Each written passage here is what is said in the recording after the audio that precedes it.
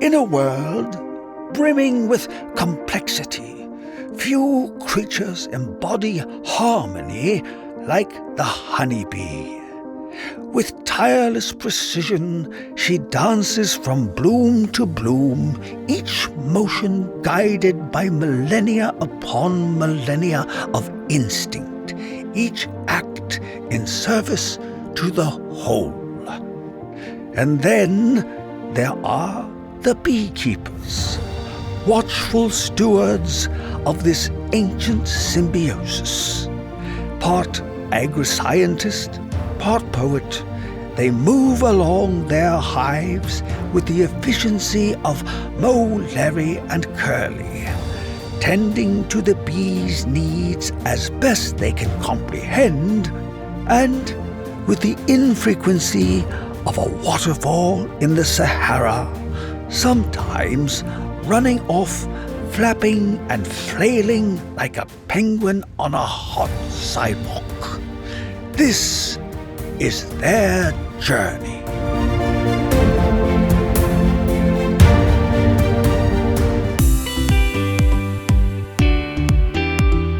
Welcome to Bee Love Beekeeping, presented by our great friends over at Man Lake. By the way, if you haven't yet, please subscribe to and follow the show, tell your friends about it, and click on over to BeLoveBeekeeping.com to sign up for our free newsletter. Today's guest is a really fun and super knowledgeable beekeeper from Ohio. We'll be discussing a range of topics, everything from apitherapy, including a how-to on bee venom therapy, propolis, swarm removals, and drone races. Yes, drone races. I very much appreciate you putting up with my voice today. I promise you won't catch anything from listening. We could have waited a few days until it cleared up, but hey, we promised a new episode every Thursday, and we deliver a new episode every Thursday. So, here we go. I'd like to warm welcome to our very special guest today, Emily Mueller. How are you today, Emily? Good. Thank you very much for having me. I really appreciate it. We have so much to talk about. And so I'm going to just forget all the pleasantries and talking about the weather and just jump into it. And we could start anywhere, but I was interested that you do a lot of education things like in schools. Can you tell us a little bit about that first off?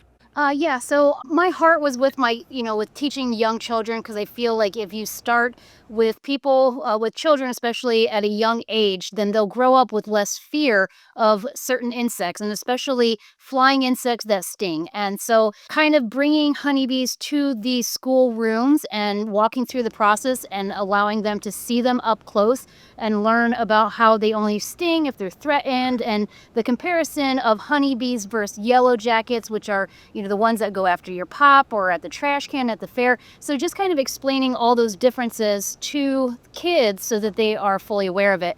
One of my favorite things to do, though, is a drone race. Have you ever heard of a drone race?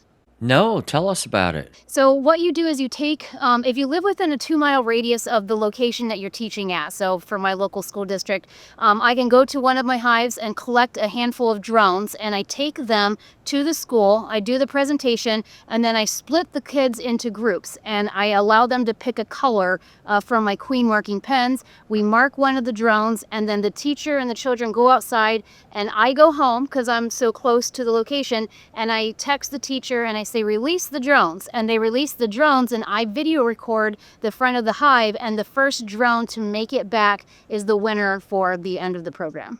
And they just automatically go straight back to the hive? Most of them do, yeah, typically. I didn't know drones were that smart. Yeah, it's just really neat because they are out foraging, so they know where, what hive they're coming from. Now drones can hop hives, but for the most part, they return. Sure. Oh, I bet the kids love that. They do. Yeah, I love it. I love watching that happen, just being amazed every time, like, here they come.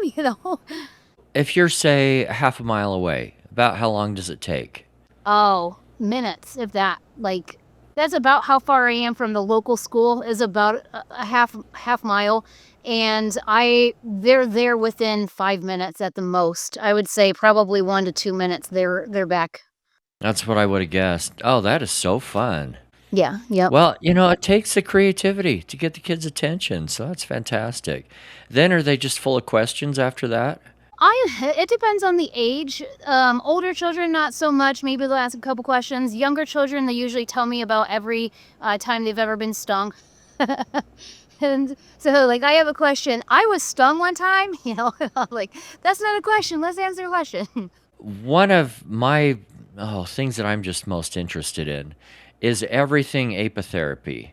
And I know you do a little bit of it. Can you tell us what background you have, what you do with it? Okay, so I am a certified master herbalist and in medicine. And so I went to school for integrative health sciences. I just completed my master's last semester, and I just started my doctorate as well in the same field, integrative health sciences.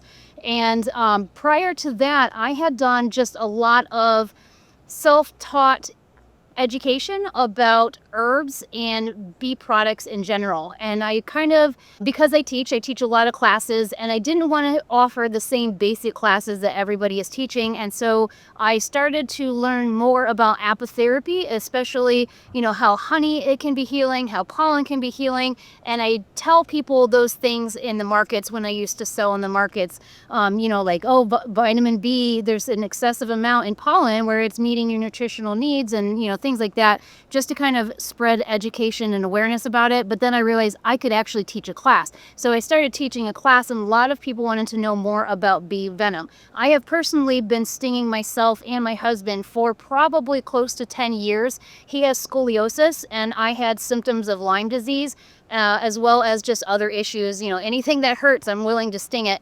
And so we have personally used it in our family for quite some time, but I started to expand into helping other people as well. So anybody that is willing to ask and to sign a waiver to come to my house, I'm willing to help them with bee venom therapy. But Propolis is amazing. I learned firsthand how healing propolis can be for oral issues. So cavities, there's a lot of research out there showing that it can help stop and reverse cavities, because strep is the leading cause of cavities in the teeth, and the antibacterial, antifungal, antimicrobial benefits of propolis actually stop and reverse the cavities that are being formed in the mouth. Now, you can't repair the tooth if there is damage, like holes in the teeth, but you can use propolis to stop teeth pain and bacteria and all sorts of amazing things with dealing with mouth issues. Emily, you might want to look up. About 6 months ago, I had Dr. Stefan Stangachu on. And do you know who he is? I've heard of his name. I've seen pictures of him, but I haven't been able, his name keeps coming up in my life, so I know I gotta find him.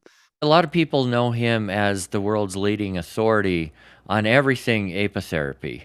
And I know you and I say it different, and that's okay. And he lives in Romania. He's a doctor over there. And back in December, in fact, we made it a 3-part episode of everything apitherapy. And it was absolutely fascinating.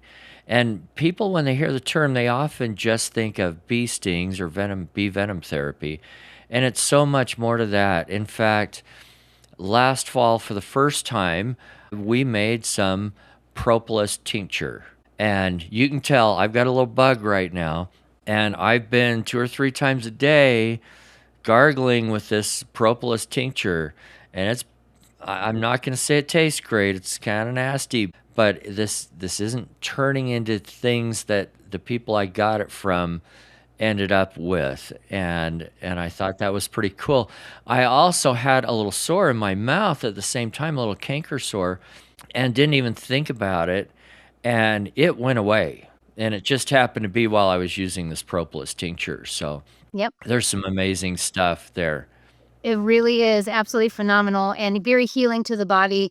And you can use it on cavities, you can use it on ulcers, you can use it. One of the research articles I cite in a presentation I give is on how it actually helps with HSV 1 and 2. So the herpes simplex virus, which can cause mouth cold sores and things like that. It's really awesome stuff. Okay, I want to ask you a couple more things about bee venom therapy Sure. before we move on. And I do want to preface this with, obviously, Lawyers out there, we're not giving medical advice.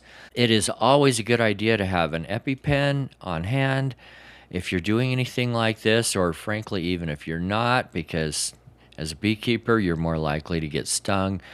And if you're going to try something like bee sting therapy, work into it very, very slowly. That's one of the things that Dr. Stangachu talked about a lot, is you start with a little bit, see how you react, a little bit more and a little bit more, and work up to it, to be very, very careful with this.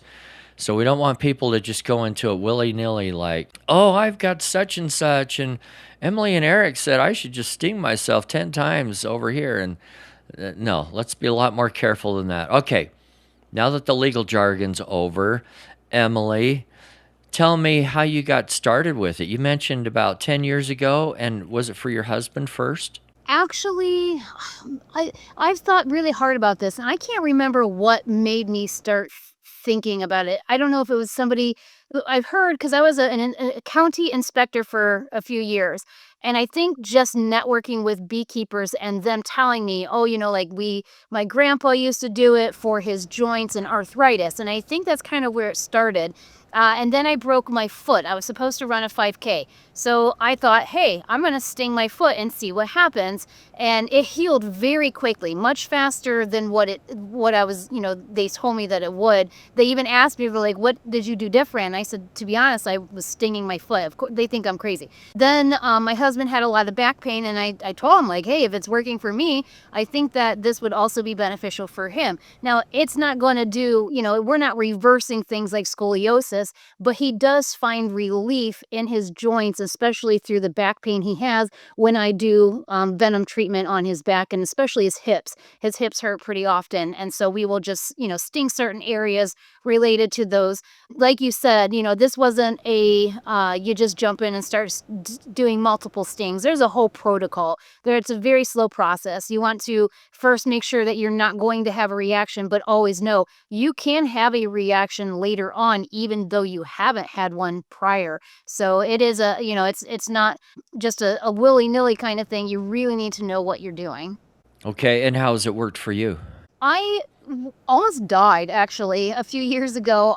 They still don't know what it caused, what happened, but my body broke out in these strange hives, and I had a lot of nerve die off in my right foot. I was in excruciating pain. It was horrible. And then I got sepsis, and none of it made sense. I'm a very holistic, very natural person, and so it was very hard for me. I was trying all the natural things to overcome it, and then I ended up in the ER, obviously, and they tried all these different antibiotics to try to help.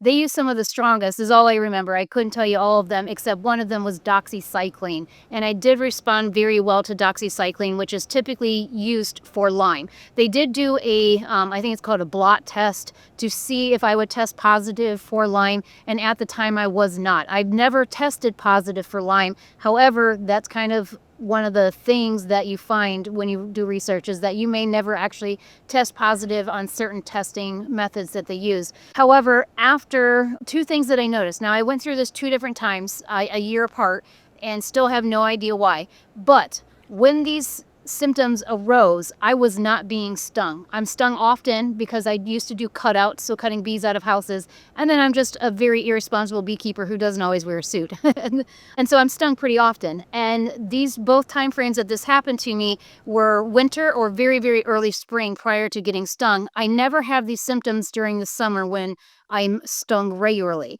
And so I started learning more about how there's a potential ability for venom in vitro studies to break down bacteria. Well, Lyme disease is a bacteria, and so it can cause cell lysis, where it puts holes in the bacteria and causes the bacteria to collapse. And so that is why I started stinging myself. I sting down my spine 5 times, 3 days a week. And it hasn't always been that steady, but usually through the summer I try to keep up with it. And I'm trying to find a way to have hives on my porch through the winter so that I can maintain those stings through the winter as well, so that I can avoid any future issues like I had come across. But that's what I use it for is potential Lyme issues, as well as severe joint pain that I have just throughout, because after that sepsis issue and the nerve die off, I had a lot of pain. And if you can't figure out your own bees for the winter, there are beekeepers out there that you can buy them from specifically for this, and they overnight them to you, and it works really well. Yeah, Trish Thompson, is it Thompson, I think, from Pollen Peddlers. I just got to meet her recently. I talked to her for quite some time. But yes, she does ship. She's in North Carolina. And so when the weather is okay for them to ship, they can ship them to you. And they are a great business. I'm sure there's probably others, but that's the one that I'm very well aware of. Yeah, there are a few others. I don't know all of them. I don't endorse one over another or anything like that. Just one more thing on this topic before we move on.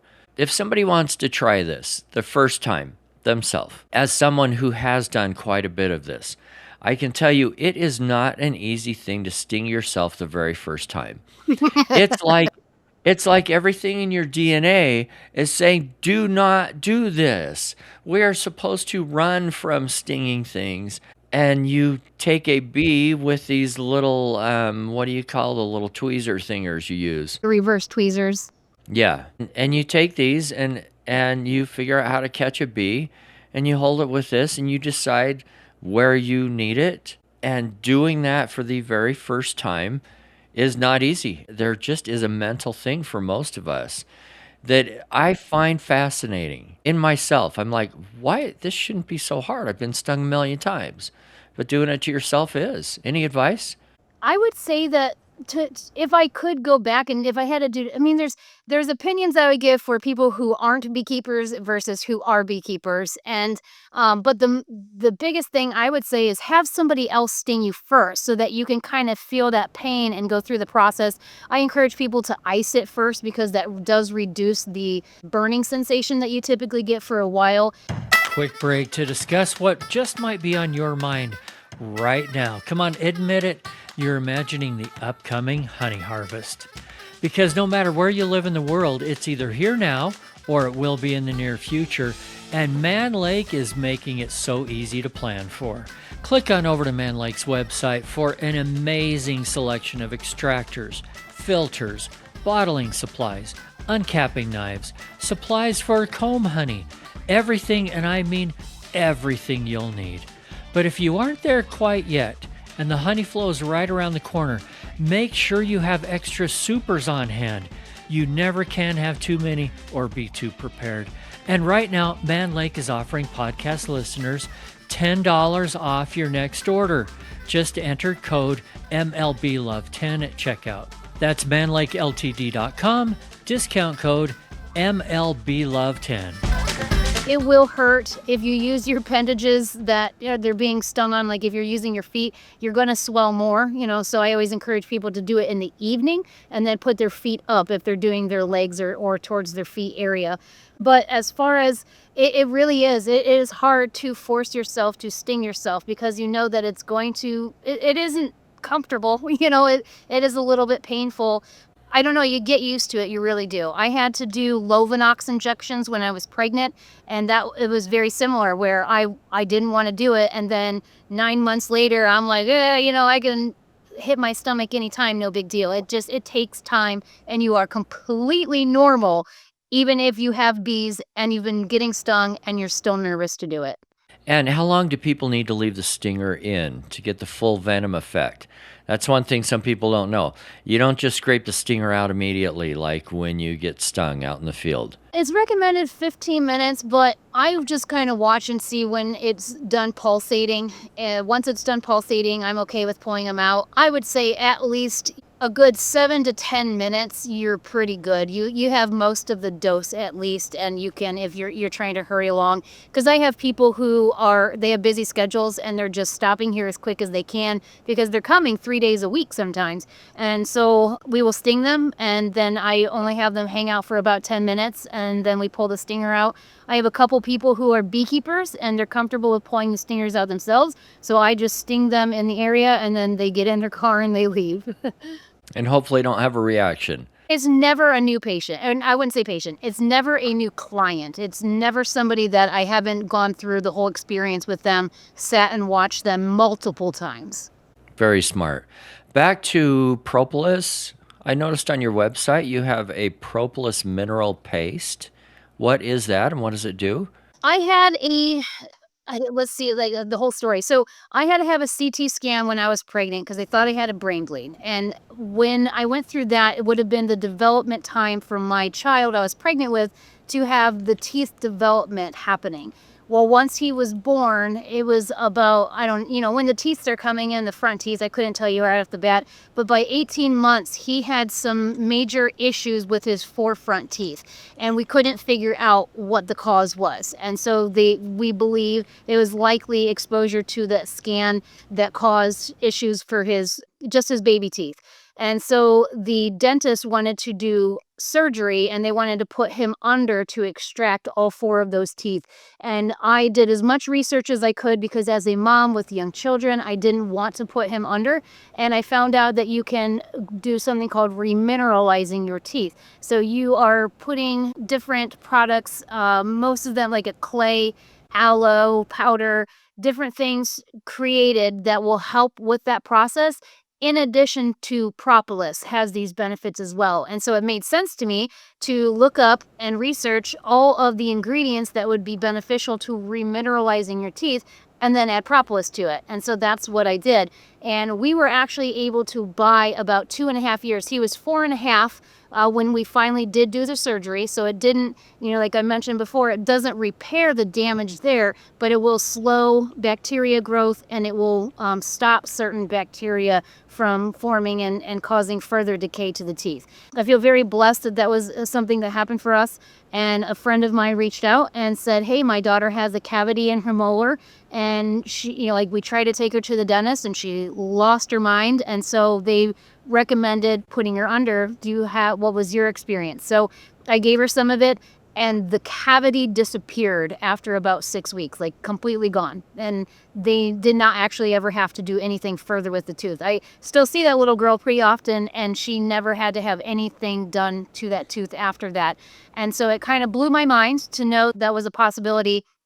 And I started selling it online. I've sold over, 6,000 jars of it at this point. I have a lot of repeat customers and a lot of people who reach out to me and say, hey, this stopped my tooth pain, this stopped this issue or that issue, or I was able to use it for X, Y, or Z. It's really awesome. The base is just bentonite clay and then it has aloe powder in it as well as propolis.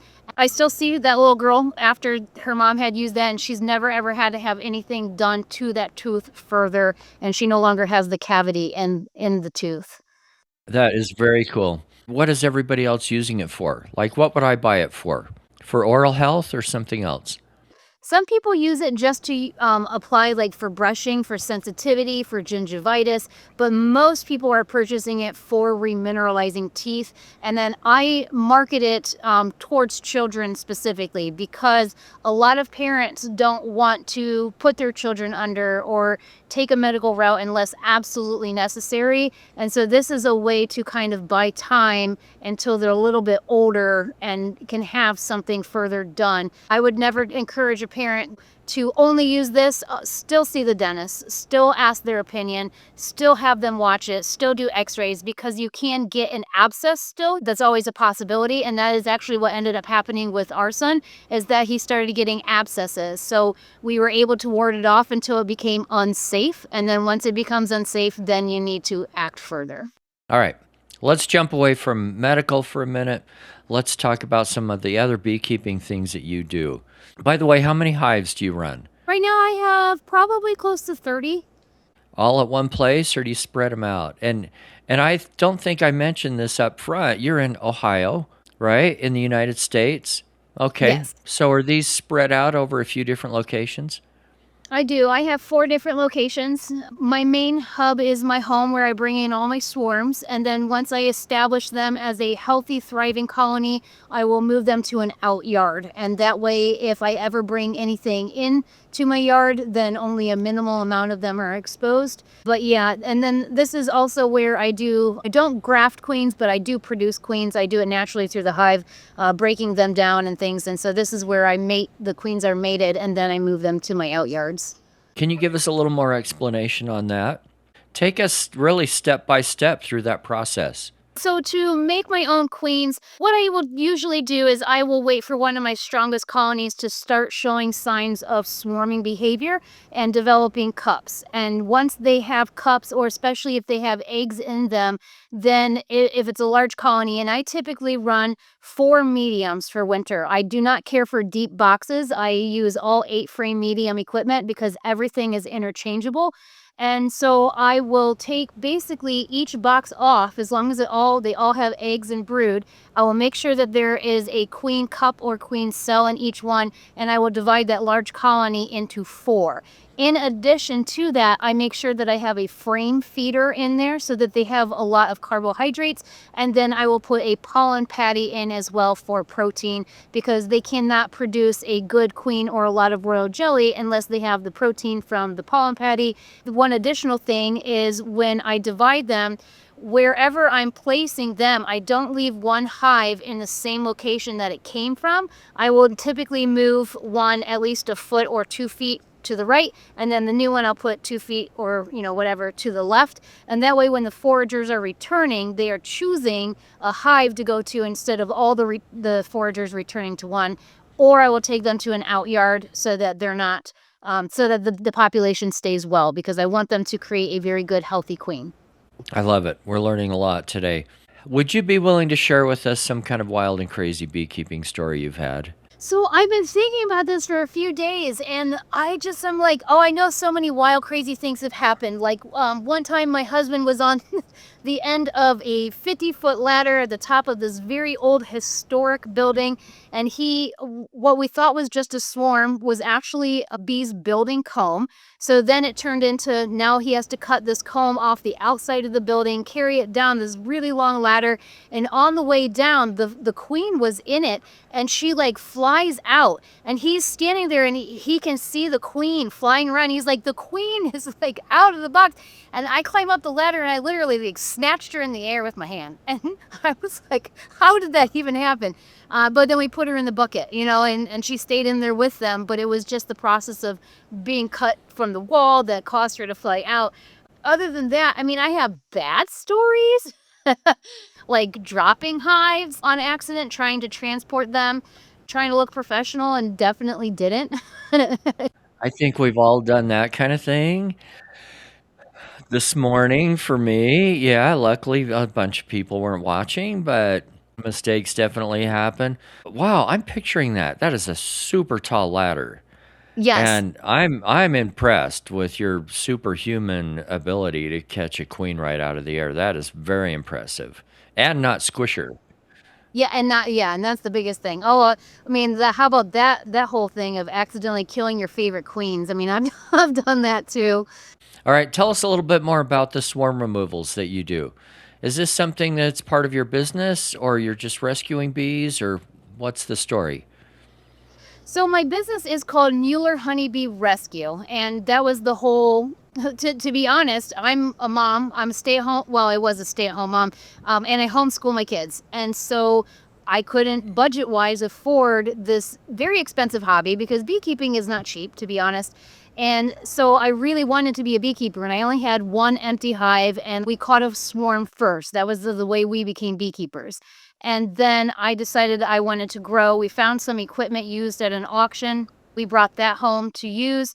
And so I decided that I would start advertising free swarm removal, which free swarm removal turned into cutouts, because in the beginning I thought, oh, well, we'll just cut these bees out of the wall and now we'll have free bees. And that was quite the opposite. It's a lot of work. We ended up going down to Mississippi and training under some really good, well-known people. I don't know if you're familiar with JP the Bee Man or Yappy, but they both trained me and my husband on how to do cutouts. And then we came back up to Ohio and we started, zero experience other than doing them down there with them. We came up here and I started a whole business like, oh, hey, now I am a cutout professional. It's kind of what I thought. We did, oh gosh, probably over 100 cutouts over several years. And it just, once we had our last child, I decided like, it's too much to do. But now, yes, we do swarm removal, or I do. I am the owner of the company and I do pretty much everything. Sometimes I drag kids with me, but they don't like to be in the car with stinging insects. I go out, like I was just at a swarm before this phone call. I ran 30 minutes, which I usually don't drive that far, but I'm trying to get bees in my mother-in-law's hives, which are technically mine. So this swarm was near her house, and I went to shake them in the box, and when I did so, they dispersed into the air and flew away. And I was like, wow, what a waste of an hour of my life. So That's part of the fun of it, isn't it? yeah, I don't know about fun, but bees teach me. They teach me patience, they teach me appreciation, and I am thankful for at least those experiences. But that's super unusual. I mean, usually when you shake them from a branch, they just fall as if they can't fly. A few will start flying, but in general, they fall down in your box or whatever you have for them to land in. Why do you think they just took off? Now, what happened was they actually arrived yesterday early evening, and the people didn't call until today. And by the time I got to it, it was almost noon, and so it was warming up. And I think that they were ready to move on. They were about to, and I just helped them along a little bit sooner than what they anticipated. But yeah, they flew right off the branch and flew away. I've only ever had that happen one other time. Typically, it's a matter of when they fly away, it's because I'm not there in enough time. I can't get there, or by the time I get there, they fly away. It is very rare for them to fly away while I'm trying to collect them. Do you also use swarm traps? I don't so much. I really should, and I don't. But I have them. I have them sitting outside next to all of my other equipment. It's just that I have so many other things going on. I really wish that someone could just come take my swarm traps and hang them up for me, and then I will go pull them down. But time is of the essence for me. I have 4 children, and I'm just always busy. Plus, I'm doing full-time my doctorate, and I have 2 part-time jobs, plus run my company and help my husband with his company. And so, yeah, I'm burning the candle at multiple ends. Well, based on all of that, I really, really appreciate you taking the time today to meet with us because we've all been able to learn something from this. And just as a wrap up, is there any piece of advice that you'd like to share or just why does Emily love bees? Oh man, why do I love bees? It's like I connect with them like the crazy cat lady, I'm the crazy bee lady. Like I connect with them on a level that I cannot explain. Somebody was here yesterday and they were observing my hives and they said, do your hives recognize you? And I said, I don't think that they recognize me, but they can feel my energy and that I'm not afraid of them because we were standing there and all of a sudden a bee came up to the one lady's head and started circling her head. And I put my hand out and I told the bee, I stopped in its way, so that it had to reroute. And I said, stop it. And then the bee just disappeared and flew away. And so, that most people aren't willing to do that, aren't willing to risk getting stung to tell a bee to stop acting like that. But when I mow by them, they don't irritate me. I talk to them, which, I not bad words sometimes, but I love bees. I love bees on a level I never thought could even be possible. And I just really appreciate what it can do for the central nervous system in particular, helping center and calm people in general, but me, myself. I grew up in a very traumatic way, and I carried a lot of that into adulthood. And being able to get into beehives puts you on this meditational state and this calming center that I never could obtain prior to beekeeping. And so it has changed my entire life, and it just is a really, truly amazing experience. Thanks again for joining us on Bee Love Beekeeping presented by Man Lake. Another big thank you goes to Vita Bee Health for their support. Vita's Varroa Control range of products includes Apistan, Epigard, and now Viroxan, extended release oxalic acid strips. Hey, thanks a lot, guys. And if you haven't yet, please subscribe to and follow the show, tell your friends about it, and click on over to belovebeekeeping.com to sign up for our free newsletter. If you have a guest suggestion or topic you'd like discussed on the show, shoot me an email, eric@belovebeekeeping.com. And remember, if you're not just in it for the honey or the money, you're in it for the love. See you next week.